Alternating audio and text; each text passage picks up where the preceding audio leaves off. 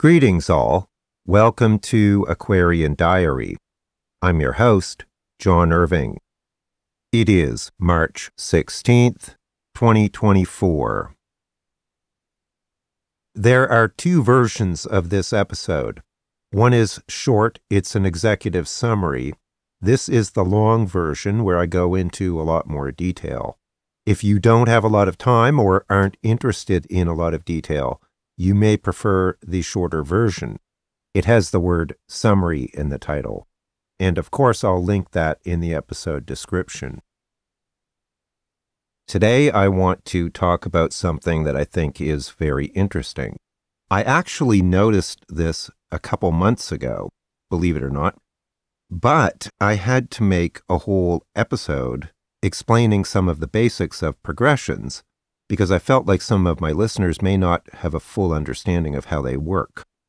And it takes quite a bit of effort to produce an episode like this because there's a lot of graphics and a tremendous amount of calculations that I have to double and triple check. And even then, I'm not entirely sure that I don't make a typographical error or something, but I try not to. So in between my other episodes, I've been working on this, and I want to present that here to you today. I strongly encourage you to watch that episode, by the way. It was published on March 7th of 2024, and it is titled Timing Cycles of Life with Secondary Progressions.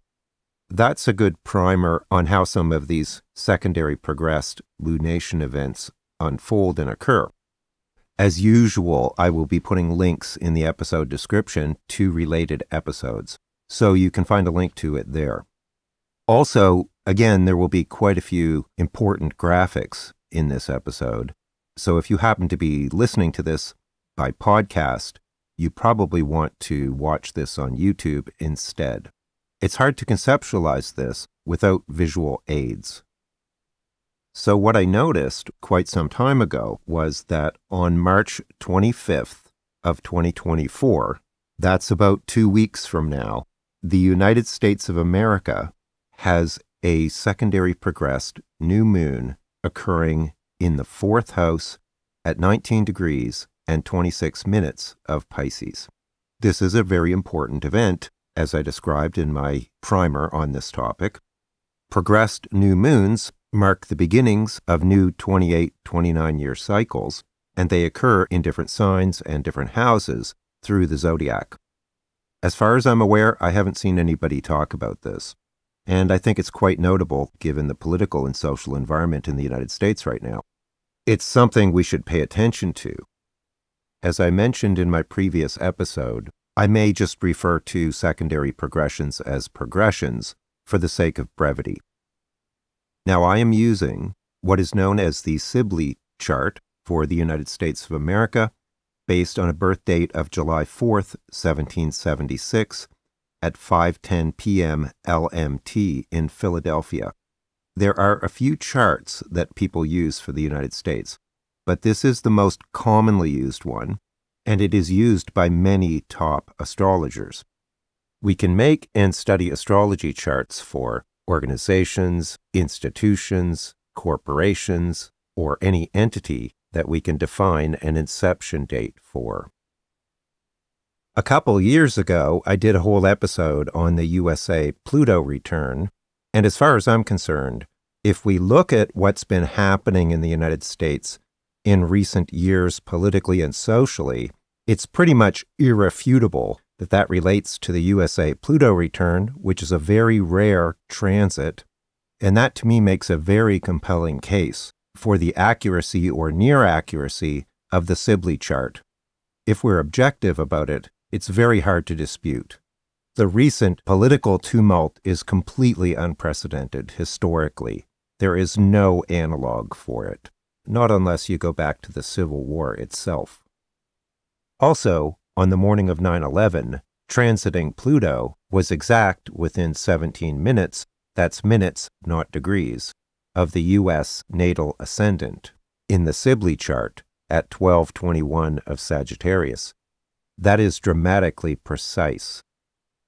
I don't have time to cover how this might play out or not using the various birth times that are available, Not only would that be very time-consuming, it would be very confusing.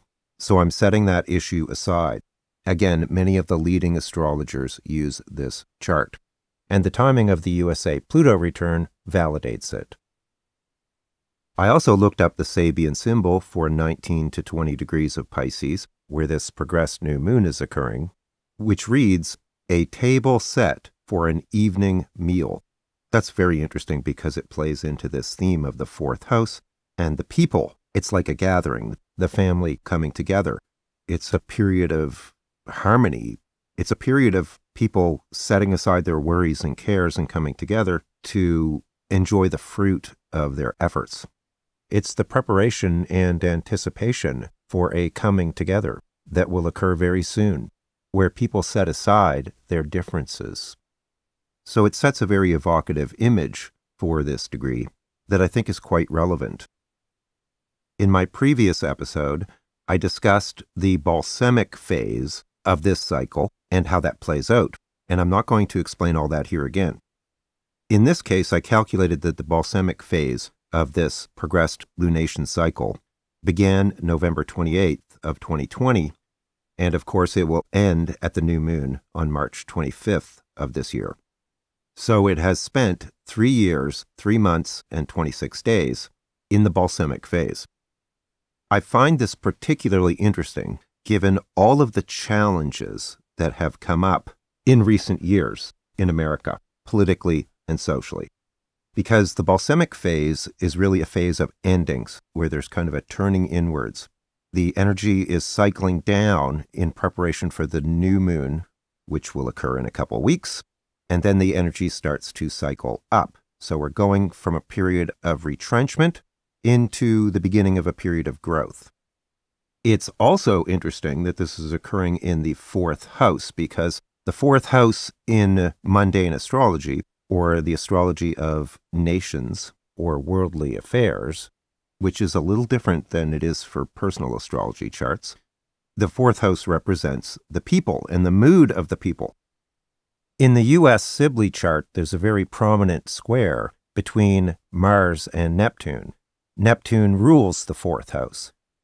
This aspect can lead to acts of aggression, violence, or even war that is not based in reality, or that is based in delusion, or that is somehow misguided. That needs to be kept in mind when considering the U.S. fourth house. So, there's a lot of people on both the right and the left politically who are dissatisfied with the status quo. They're unhappy with the way things are. The old ways are not working.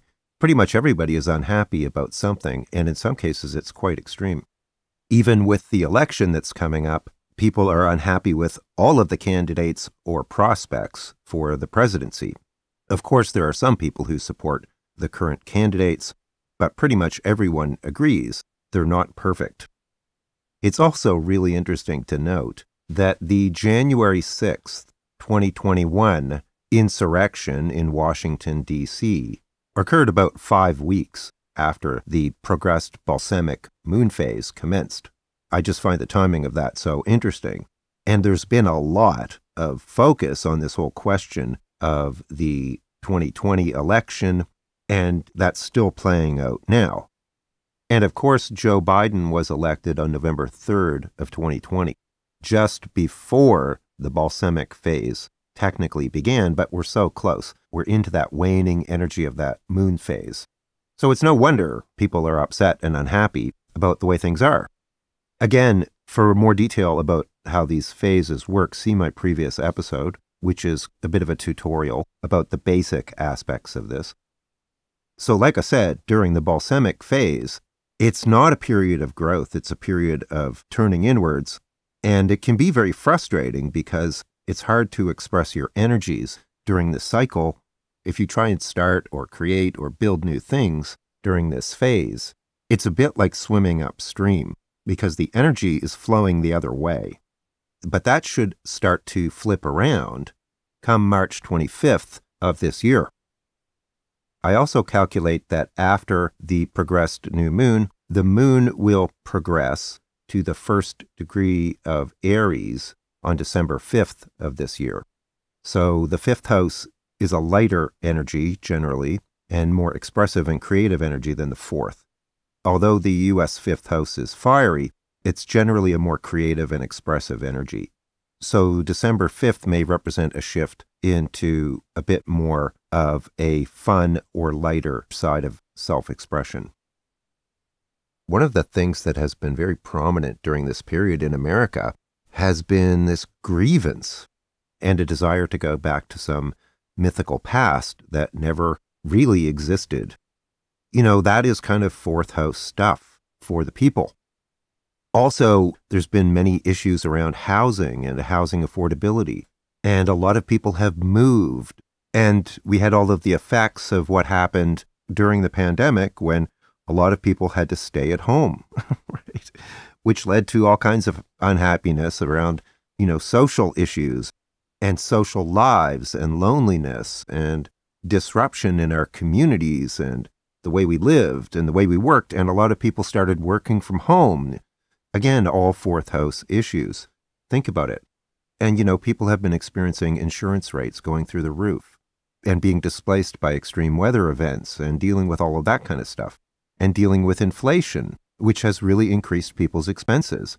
And they haven't been able to entertain themselves or travel as much in the same ways that they used to, trapped at home in many respects. And people spent a lot more time connecting with people in their immediate family environment. I could go on and on about how this has expressed itself and the grievances that it's fueled. There's kind of a rage at the economic and political systems just because people haven't liked what they've been going through. And I know what that's like when you go through the balsamic phase of the secondary progressed lunation cycle. It can feel like you're swimming upstream, like I said, and you get exhausted. The beginning of the ending of that should be occurring in a couple weeks. So again, good news. Now, I made many calculations, which I will display on the screen in graphic form for you. And of course, all of this is based on my astrology software, and I am presuming that the ephemeris within it and its calculations are accurate. I don't have a reason to suspect they're not, but I just want to offer that disclaimer. I have come across an awful lot of inaccurate figures on the interweb. I thought it would be interesting to look at the time periods when the United States secondary progressed sun ingressed into various signs. Because as I explained in my previous episode, those have an effect on us and what we experience and express. It's kind of like we're swimming in this energy without even really fully being aware of it for the most part, and it has an effect on us by sign and by house, and these cycles last for 30 years. The progressed sun moves a degree per year. So I went back all the way to 1886 when the progressed sun entered Scorpio. In 1916, the progressed sun entered Sagittarius, which is the first house. Very different energy from the 12th, and very different energy from Scorpio. Of course, you're probably wondering about the Great Depression, which occurred while the progressed sun was transiting Sagittarius and the first house. There were a few notable transits that occurred around this time that may relate. Transits, not progressions. One was that Saturn first ingressed into Capricorn, the second house, in March of 1929. It then retrograded back into Sagittarius. It then resumed a more permanent transit of the second house at the end of November of 1929. From the second house, Saturn would oppose the natal Venus, Jupiter, Sun, and Mercury of the United States in the 8th house. It would square the natal Saturn in the 11th. Meanwhile, Pluto was transiting Cancer and would hit all of those personal planets, and Neptune began a rather long stay in the 10th house of the Sibley chart. Another interesting thing, and this is by no means an exhaustive study of this topic, it's just for your brief entertainment. The solar arc moon at 27-28 Cancer opposed the natal Pluto in Capricorn exactly on October 6th, 1929. The infamous Wall Street crash started in September of that year and ended in mid-November. So this solar arc was smack dab in the middle of that. Precisely exact within days or weeks. Why is that special? Well, that solar arc can only occur once every 360 years. Yes, I said 360 years. That's why. So do the odds on that. One more comment on this. The next sign from the second house of the United States Sibley chart is Aquarius, where America's moon is positioned. Saturn transiting the moon sign can be very challenging. So the whole time Saturn was in Capricorn, the second house, and then the third house, the moon sign, and then the fourth house after the third, that's a difficult period for sure. The Great Depression would last until 1939. I just took a really quick look at this. Like I said, it's not exhaustive at all. Another little interesting side note here. This third house moon in Aquarius, I think, can explain some of the peculiar contrarianism we see in American culture. This is like somebody who disagrees with the status quo or conventional wisdom just for the sake of being different. It's like, I don't care what anyone says, nobody's going to tell me what to think or say, even if by doing so they reject logic or objective evidence. Hence, things like conspiracism or casual rejection of authorities or mainstream media. But I digress.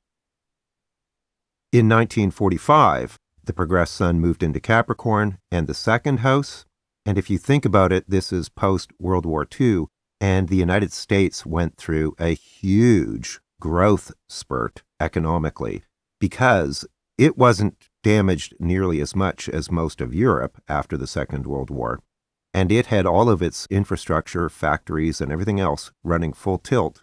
And, this is the period effectively of the baby boomers, when all the soldiers return and everybody started having kids, and it led to a huge period of prosperity and growth economically that would last for many years. This occurred, of course, while the progressed sun was in the second house, which rules money and real estate and things like that. Very interesting to note that. The next shift, 30 years later, was in 1975, when the progressed sun moved into Aquarius in the third house up until 2004. And if we really think about it, this is when computing technology, pagers, cell phones, personal computers, and internet technology really took hold, was during this period. And the United States was leading the charge in this technology. Aquarius governs technology, and the third house deals with communications and information technology, in other words. So wow, right? Very, very interesting. In late 2004, the progressed sun moved into Pisces. This is the area of the chart that deals with the people in mundane astrology, and in personal astrology, it deals with your literal home and home environment. And I would not be surprised that if we looked back to this point in time, around 2004, that wasn't really the beginning of the shift of a lot of the social and political division in the United States, because people have a lot of different ideas about what it means to be an American and to live an American life. Is it the urban people? Is it the rural people? And things like home ownership, the proverbial white picket fence America. Is that dream alive or not? And again, later on in this period, the progressed moon will enter its balsamic phase. So this is a closing energy.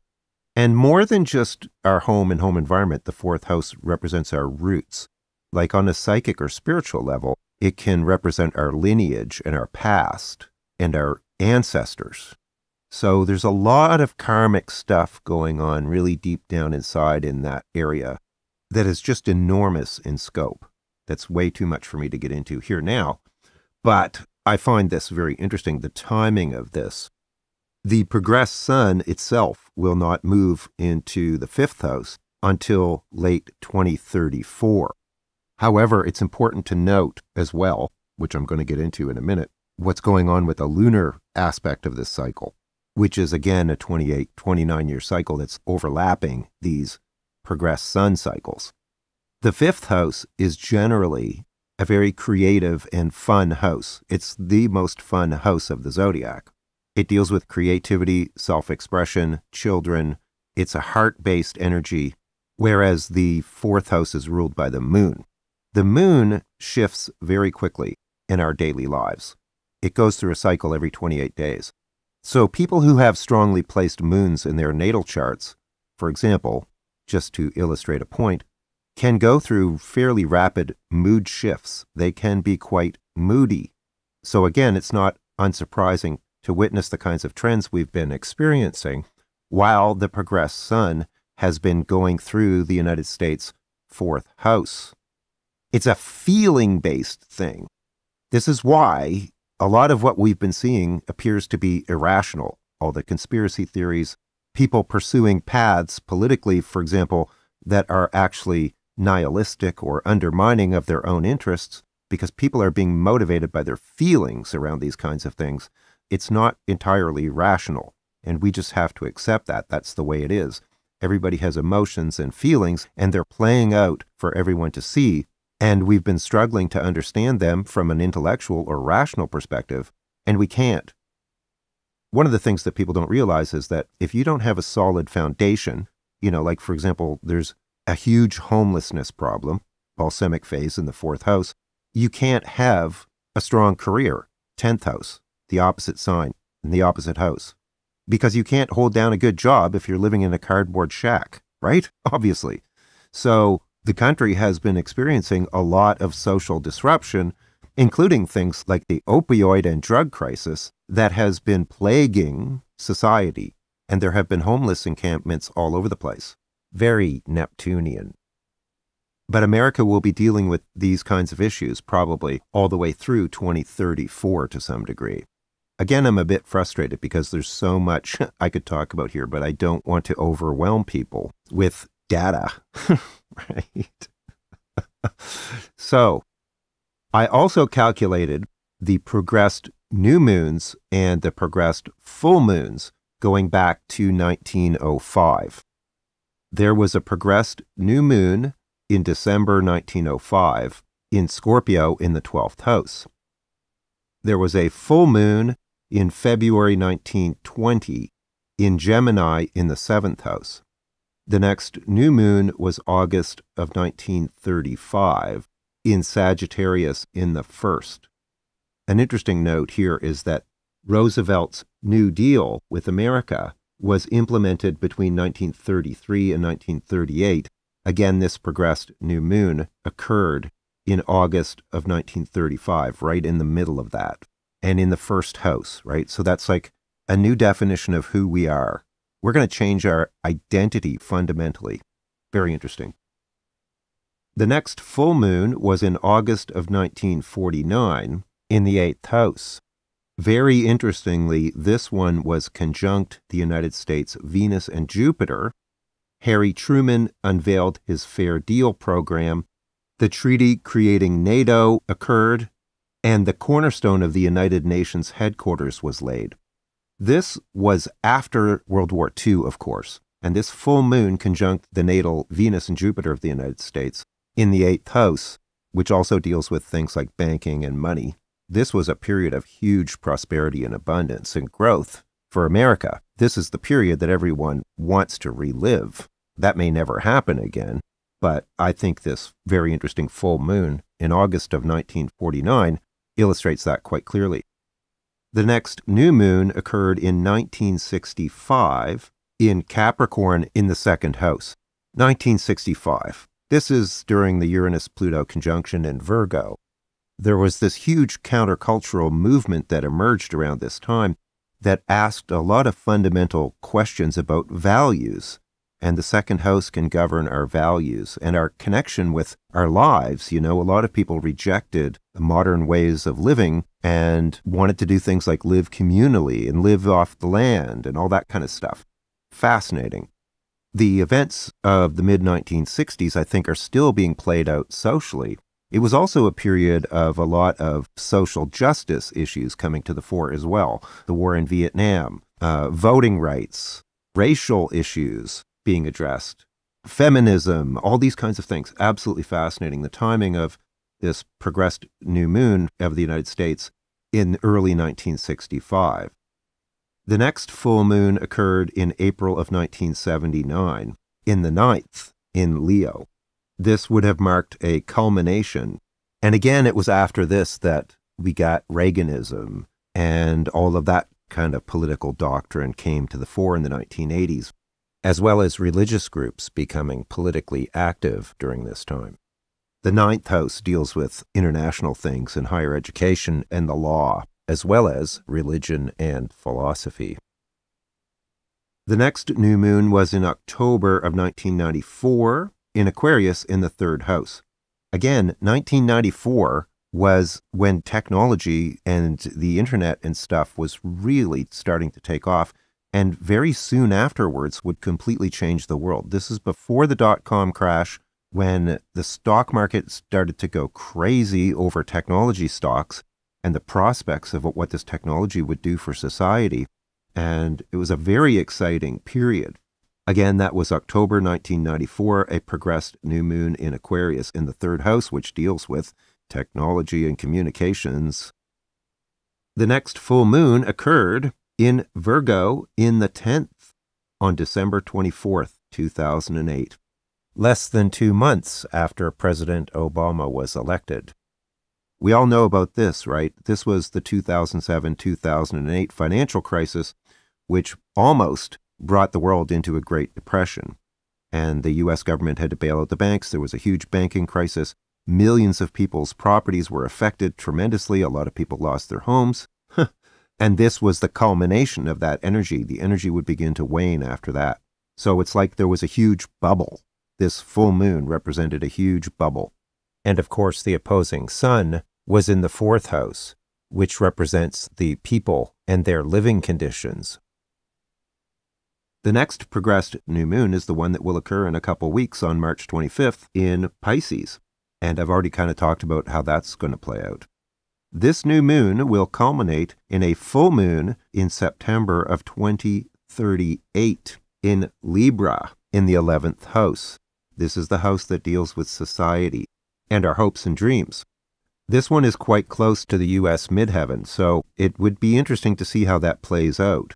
But the 11th house, which is the house of Aquarius by default, deals with groups and organizations, our hopes and dreams, social issues, social justice causes, activities and interests that seek or aim to improve the betterment of society, in which case society means everybody, not just the people at the top.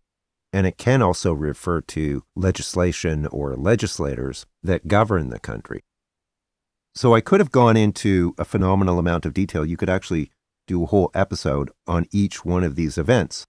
But I wanted this to be reasonably long, and I didn't want to overwhelm people with information. What you can do is you can look at the graphics on the screen, contemplate the timing of these events, the progressed sun shifting through the signs and houses, the progressed new moons, the progressed full moons, and draw any conclusions you may from that as it unfolds. Another thing is that there are many aspects that occur at these events, which for the most part I am not getting into because you could literally talk about all this stuff for hours and hours.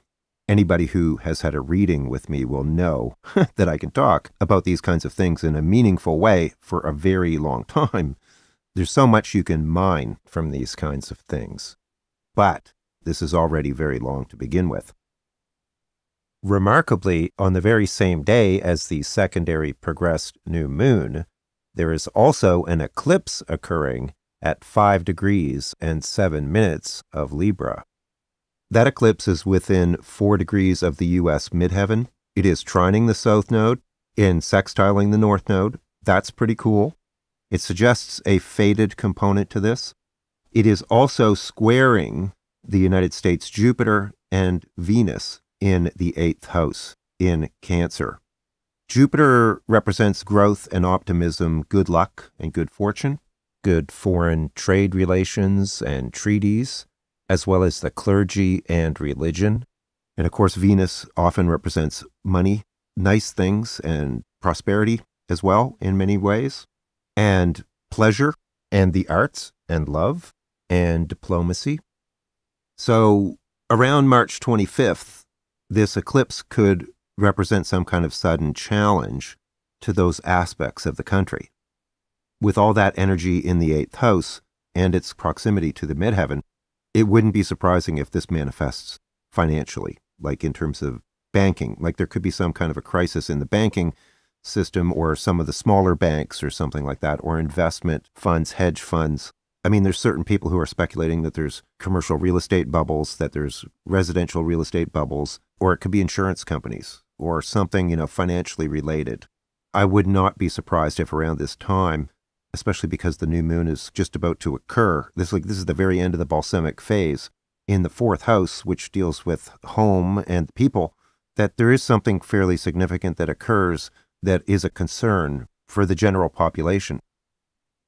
On April 8th of 2024, there is a solar eclipse at 1924 Aries. This one is even more notable because at that time, Chiron is at 1924 of Aries as well. Like, this is stunning. So just to be clear, transiting Sun, Moon, and Chiron at exactly the same degree. Sun and Moon forming an eclipse because they're very close to the North Node. This eclipse is also passing right over America. You get that? Transiting Chiron, transiting Sun, transiting Moon, all in an alignment or conjuncting. But it gets even crazier because the eclipse and Chiron are within less than a degree of the United States natal Chiron. That is crazy. Chiron, as I have talked about here before, deals with our wounding that is often unconscious, but it operates in a way that it affects our experience and our reality. And it usually relates to things that occurred in our early childhood. Like your father shot your pony, or one of your parents passed away at a young age, or you were rejected at school or bullied, or things like that.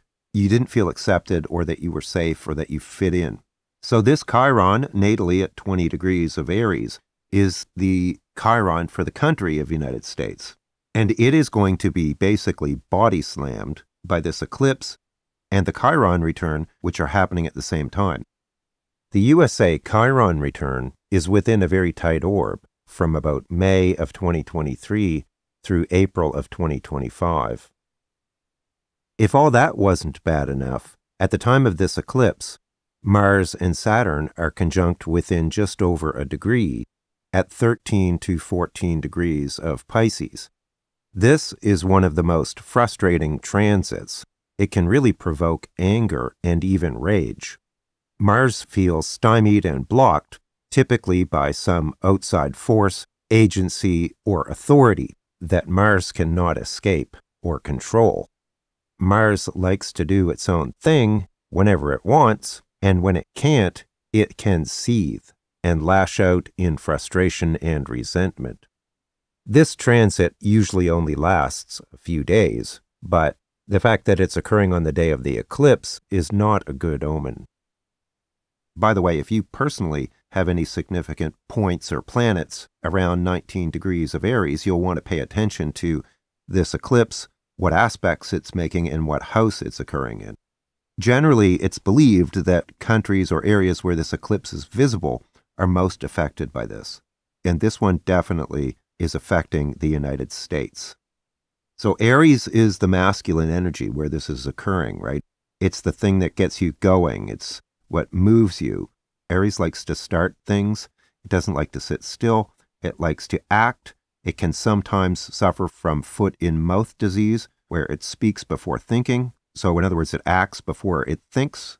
And the lower expressions can also be things like combativeness, overly assertive, overly aggressive, and even in extreme cases, hostility and war, because it's ruled by Mars, the god of war. So there's positive and negative expressions to this, but those would be some of the more negative ones. With Chiron in Aries, there is woundedness around those kinds of energies. So one is afraid to act because maybe they were criticized for acting that way when they were young, or penalized for expressing their Mars or Aries type energy. In other words, they feel inhibited about expressing their true self. or their unique creativity, like maybe they felt judged for something they made and other people rejected it. So sometimes people can withhold the expression of themselves, or they can overcompensate by trying too hard to get people to recognize and acknowledge their unique self or creativity. So it might be like someone who just tries too hard to make an impression, which is a turnoff in and of itself, but it's motivated by this core weakness or wounding or insecurity about just being themselves. I hope that makes sense. There's a component to that in the United States as a country. Every country would have Chiron somewhere. And if people don't proactively address this by doing things like shadow work, it'll come out in all kinds of really weird ways. Like someone will be like really inappropriately assertive or aggressive in ways that actually undermine them because they don't know how to work with the wounding, or they'll just get triggered a lot. Either they shut themselves down or they, like I said, try and overcompensate. And in either case, it's not a healthy outcome. So that kind of wounding is going to be really brought to the fore. Or there could be a new wounding event that occurs that triggers a chironic response. Chiron feels rejected and not accepted for who they are. That's the mentality that's present here. And the Chiron return itself is a general, fairly long period when the wounding of the nation comes to the fore and is put in your face. And there's nothing you can do about this. When you go through your Chiron return, you're just going to have all this stuff from your subconscious that relates to your own personal wounding come to the surface, either emotionally or psychologically, or in your experience. The outer world will trigger or mirror your wounding. Things will happen to you that make you feel worthless or insecure or lacking in confidence. It's the woe is me kind of thing, where everyone is beating you up or bullying you. It feels like that kind of energy where you're just being rejected, not accepted, not loved, not appreciated. You can't just be yourself. And you go into this cycle of just feeling like there's nothing that you can do. Again, this is all psychology and wounding. And in a chart for a country like this, we're talking about stuff that could go back generations, if not to the founding of the country. And we all know what the U.S. was founded on. It was founded just before the Civil War, effectively, in many ways. So that is the kind of stuff that is probably going to be coming to the surface in a big way. And it still is if we look at social and political things that are occurring presently in the United States. It's like all that stuff that was never really fully resolved after the Civil War is still lingering out there in people's consciousness and is playing out in political battles right now in front of our eyes. So with major Chiron transits like a Chiron return, you can go through a period where there's a lot of sadness and grief because you have to process and feel that wounding.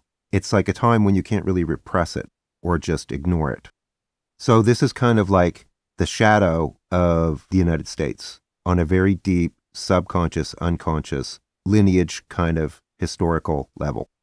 And again, with the eclipse occurring on that Chiron, wow, this could be really intense. Like something major could come up or shocking could occur that triggers that. Also in Aries, there's the potential for violent action. So be aware of that. Mercury is retrograde at this point, and it's within 5 degrees of this eclipse as well. So this brings in the mental and communication aspects of these kinds of things. And retrogrades are generally about looking backwards. So that has to be considered as well. So I'll leave it there for now. Astrology nerds right now are probably pulling their hair out.